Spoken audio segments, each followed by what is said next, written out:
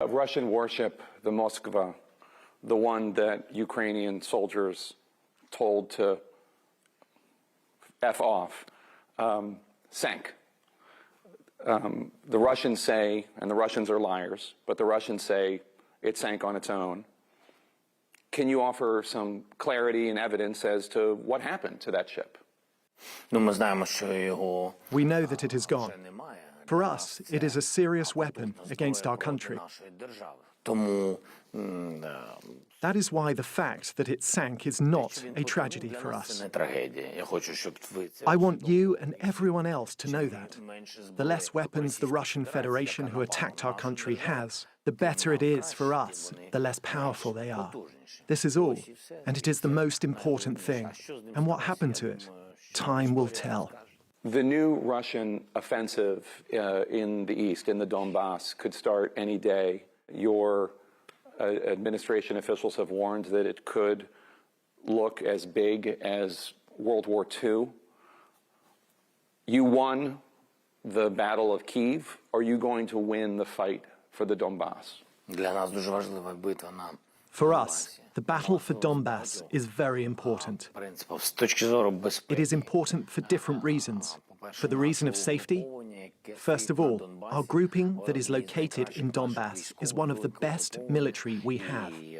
It is a large grouping, and Russia wants to encircle them and destroy them.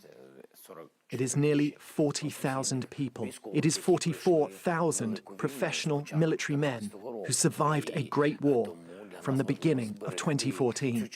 This is why it is very important for us to preserve that part of our army that is one of the most powerful. This is why it is very important for us not to allow them to stand our ground, because this battle, and it can happen, so there will be several battles, and we don't know how long it is going to take, it can influence the course of the whole war.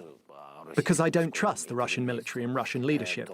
That is why we understand that the fact that we fought them off, and they left, and they were running away from Kyiv, from the north, from Chernihiv, and from that direction, it doesn't mean if they are able to capture Donbass, they won't come further towards Kyiv.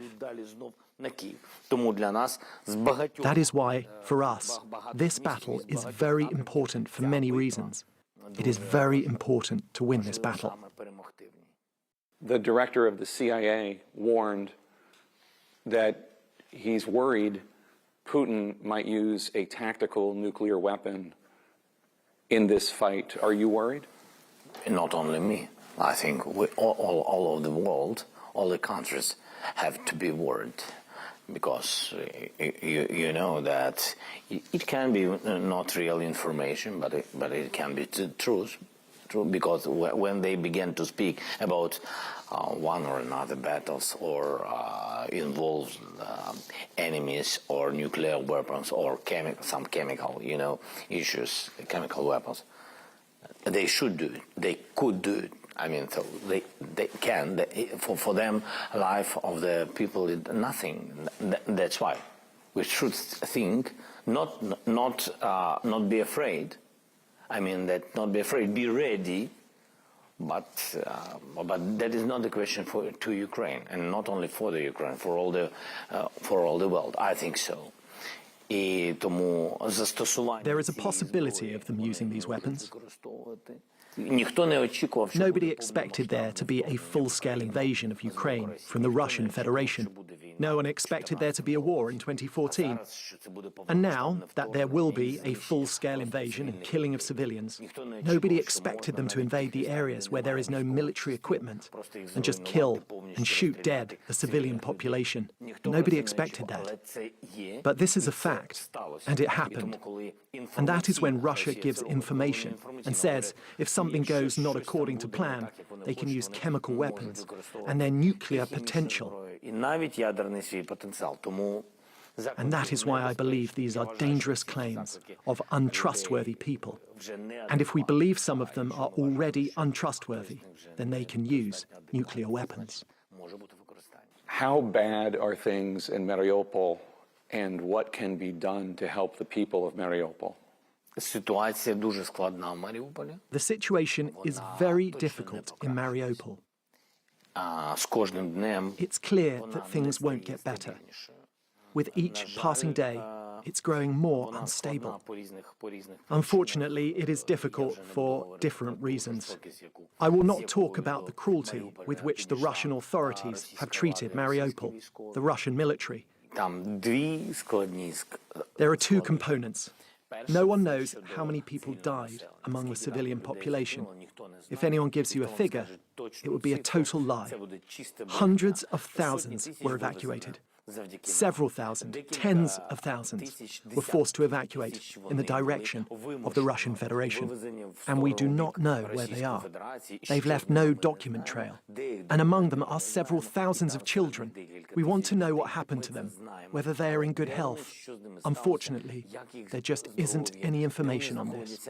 And regarding what population has remained there, we also don't have a definitive answer. One day they say there are 50,000 or 60,000 left there. And then another day, someone says 100,000. And now we have information that perhaps 10,000 people have died there, all civilians who stayed. We're talking about civilian deaths, not military. Тепер щодо військової. And we heard about 5,000 children deported from this region to Russian side because they didn't allow them to go to the Ukrainian side, I mean the Ukrainian control side. Yet that's it, so we don't know what is with that children. Where are they? Nobody knows. And so that is, and that's why I said that the question is more than difficult and more than complicated. So it's there are a lot of information which we have to check and which we don't know exactly. Do you have any idea how many Ukrainian soldiers or Ukrainian civilians have been killed? На сьогодні. As of now, based on the information we have, because it is very difficult to talk about civilians, since south of our country, where the towns and cities are blocked, Kherson, Berdyansk, Mariupol, further east, the area to the east where Volnovakha is, etc., we just don't know how many people have died in that area. It is blocked. Потім візьмемо схід, там де Волноваха, тощо, ми просто не знаємо. Let's take Volnovakha as an example. Volnovakha and other towns are empty. They are all destroyed. There are no people there, so it's difficult to talk about it now. Складно. Щодо наших військових, то в порівнянні As to our military, out of the numbers we have, у нас є, що у нас десь we think that we lost 2,500 to 3,000. втратили в порівнянні з In comparison with the Russian military, who lost about 19,000 to 20,000. таке порівняння, але у нас That's the comparison. But we have about 10,000 injured, and it's hard to say how many will survive.